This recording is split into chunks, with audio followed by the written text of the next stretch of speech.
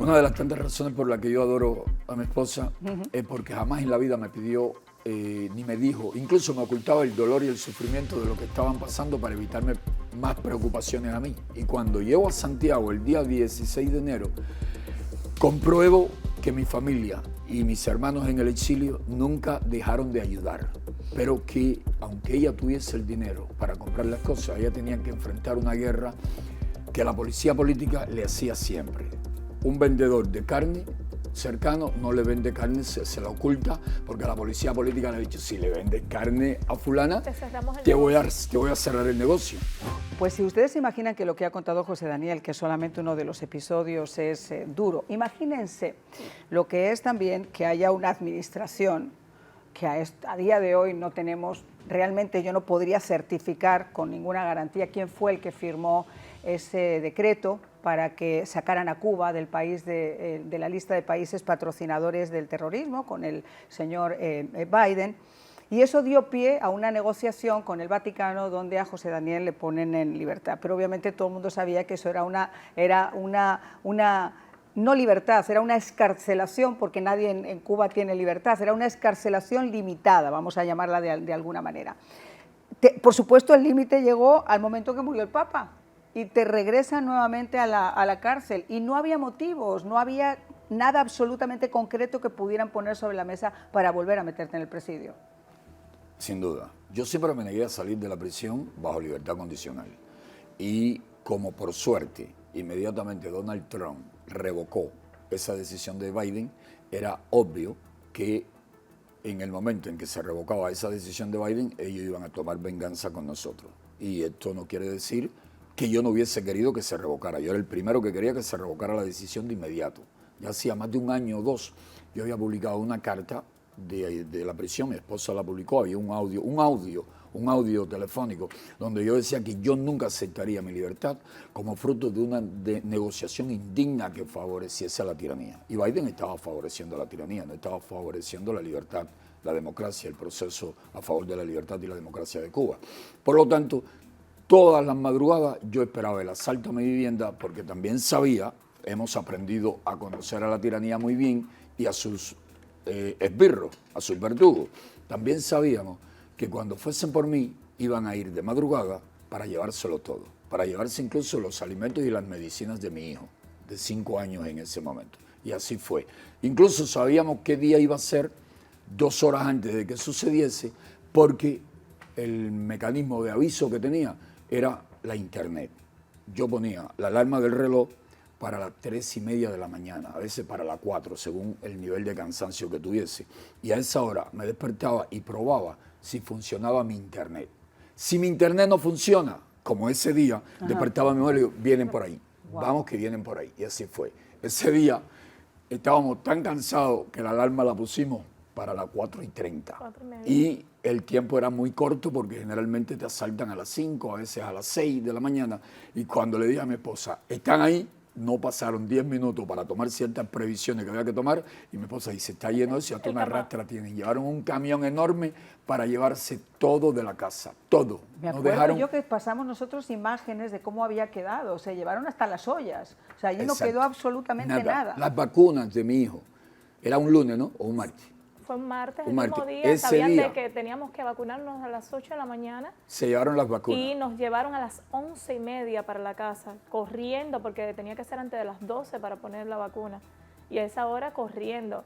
Pero ese día se llevaron todo, incluso hasta nuestra ropa interior.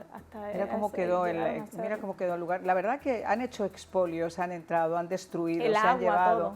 Y además, entendiendo que son cosas que en muchos casos eran acopio para gente necesitada, para personas que lo necesitaban y han sido capaces de destruirlo, de tirarlo, obviamente de robárselo, de expoliarlo y de dejar esa sede, como lo están viendo ustedes en sus pantallas. Ahora, Nelva, tú estabas hablando y, por supuesto, nadie le puede quitar el dolor, es algo que es absolutamente incomparable lo que José Daniel Ferrer ha vivido a lo largo de los años en esa prisión de Cuba, en ese presidio de Cuba. Pero obviamente los años que nosotros hemos conversado, para ti tampoco ha sido absolutamente nada fácil, porque cuando ellos torturan tratan de buscar el dolor doble, el dolor de la familia, el dolor de las personas que te quieren. En muchas ocasiones llamábamos y no sabías ni siquiera dónde estaban, cómo estaba, en qué condiciones estaban. Los presos habían dicho que le habían dado una paliza, que había pasado al hospital, que le habían roto la cabeza, que le habían envenenado. ¿Cómo se vive eso, Nelva? Son momentos horribles, sobre todo cuando eres mamá y papá, cuando hay niños pequeños y no sabes muchas veces qué medida, qué camino tomar y tienes que mantenerte fuerte.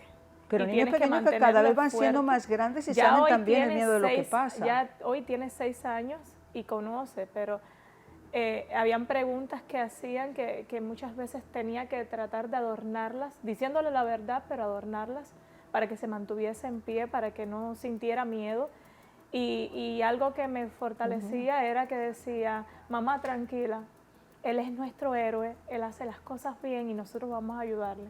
Me estaba diciendo nuestra productora lo que estábamos conversando antes en la entrada y lo comparto con todos ustedes. Es más, cuéntalo tú, el niño que se asustó muchísimo cuando llegó aquí a Miami. Sí, fue algo que decía, mamá, ¿y qué van a hacer? Y esas personas porque mandaron policías y mandaron creo que fue un destacamento como 39 policías 36, o 40 policías. 36 policías, exacto. Y entonces, claro, imagínense ustedes bajarse del avión en la criatura acostumbrada viniendo de Cuba en esa situación de terror y encontrarse con ese despliegue. Sí, pero la sonrisa, lo llamativo, si esa sonrisa lleva a tomarse cuando la madre le explica que esos policías no eran malos, ni le daban golpe a las personas, ni robaban en las casas de los opositores, en nuestra vivienda, que esos policías estaban para cuidar a papá, a mamá y a él. La sonrisa que se le dibujó en el rostro fue increíble, fue increíble. Yo la vi, yo digo, se transformó por completo, ya se le veía alegre, se le veía cambiado por completo. Claro, mi amor, aunque ayer tuvo una recaída. Sí. Ayer estábamos en Univida, estábamos en la clínica, y Iván Herrera, muy gentil, muy amable siempre, nos envía a otro sitio, pero se quedan mi esposa y él. Y cuando él vio que yo me iba, le digo, mamá, papá se va, no lo vas a cuidar, no lo vas a cuidar, no lo vas a cuidar. Mi amor. Y me dice, ¿cómo lo vas a dar ir solo? O sea, te has convertido casi como el cancerbero de José Daniel. Sí, mira, si me permite, María, si me permite, una de las tantas razones por las que yo adoro a mi esposa es porque jamás en la vida me pidió ni me dijo, incluso me ocultaba el dolor y el sufrimiento de lo que estaban pasando para evitarme más preocupaciones a mí. Y cuando llego a Santiago el día 16 de enero, compruebo que mi familia y mis hermanos en el exilio nunca dejaron de ayudar,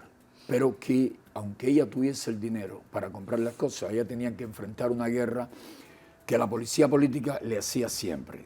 Un vendedor de carne cercano no le vende carne, se la oculta, porque la policía política le ha dicho, si le vendes carne a fulana, te voy a cerrar el negocio. Un vendedor de carbón cercano, porque nunca hay corriente eléctrica para cocinar con equipos eléctricos, casi nunca hay gas licuado, y se iba a cargar un saco de carbón, le decían que no había carbón, porque tienen miedo que los multen por eso. Es decir, la guerra era tal que el tiempo, las circunstancias en su entorno le hacían imposible la vida. Y todo eso me lo ocultaba, lo confirmo. Cuando llegó, porque me lo van a hacer a mí también, pero apartando la modestia un momento, yo tengo recursos que ella no tiene para burlarme de esas acciones de la policía política, para pasar todo el arroz necesario para alimentar 1000 personas con el barrio cercado por ellos. ¿Quién me lo pasan? Los mismos que trabajan por ahí, que tienen hambre y ellos no satisfacen esas necesidades. Yo los ayudo y entonces ellos con mucho cuidado me pasan las cosas y ellos ni se enteran de quiénes la pasaron. Son misma gente colaborando con nosotros para que le demos comida. No por principio, no porque quieran a Cuba libre y democrática. La quieren, pero no son personas muy buenas que digamos, pero sí tienen hambre. Y si le das de comer, yo te cargo las 50 libras de arroz, te la paso de 10 en 10 o te la paso de 20 en 20. Ese tipo de mecanismo mi esposa no podía ponerlo en práctica, no estaba en condiciones de ponerlo en práctica. Y lo otro, por lo que la adoro, de sufrir tanto y nunca pedirme, vámonos, nunca pedirme yo decirle, vete con el niño y decirme, no, yo sin ti no voy a ningún lado. Durante todo el tiempo que estuve en Malverde, visita tras visita, por favor, vete con el niño y yo me quito de preocupaciones de la cabeza. Claro, esa era mi propuesta, pero la policía política siempre dejó claro que ellos no saldrían sin mí. O salen todos o no sale ninguno. Y lo otro es lo que siempre hizo con el niño. Yo sé de familias que le ocultan todo el tiempo la realidad a los niños. Incluso para que el niño se evite problemas, lo dejan dejan que se lo adoctrinen en la escuela. Y el niño del opositor, sin problema ninguno, grita, pionero por el comunismo, seremos como el Che, para evitar ese problema en la escuela. No, mi hijo fue opositor desde el primer día que fue a la escuela. Y ella claro. siempre al tanto, cuidadito con decirme a mi hijo que Fidel era buena gente. Fidel era malo. Y cuando un policía pasaba por la calle, desde el muro de la calle, él gritaba para que el policía lo oyese, mamá, mamá, iba un hombre malo. Y libertad para papá. Y libertad para papá. Libertad para papá. Y el agente de la policía política, que yo permití, porque Nelva, mi esposa no quería hablar con él. Yo fui y le pedí, y él me dijo, no, tú tienes que pedirle a tu esposa que me escuche porque ella me dice que ella a mí no me va a escuchar y que en la casa no me quiere. Y cuando le digo, sí, escucha que este es el mediador en lo que va a suceder. Mi esposa incluso me exigió, que yo dije, mi esposa habrá dejado de confiar en mi verticalidad y en mi firmeza. Ajá. Me pidió delante de él, pero ¿cómo es esto? Como diciendo, tú te estás dejando imponer o humillar por esta gente. Y cuando le expliqué fue que más o menos, digo, porque me miró que yo dije, dejó de quererme, la perdí. Ajá. La perdí, parece que cree que el marido se convirtió en un cobarde. Pero nuestro hijo también lo hizo en la casa. Y cuando ese hombre se acercaba allá para Nelva, la ropa de José Daniel, que lo vamos a llevar a hacerse el pasaporte, el niño no quería que entrara. Mamá, no lo dejes entrar, mamá, no lo dejes entrar. En mi casa, yo soy el hombrecito de la casa, mi papá me dijo que yo soy el hombrecito de la casa. No lo dejaba entrar, tenía que hablar desde el portal. Tiene que estar desde el portal. Ay, mi amor. Portal, sí, porque él es muy listo y muy inteligente. Y eso le hacía, y eso me enorgullece.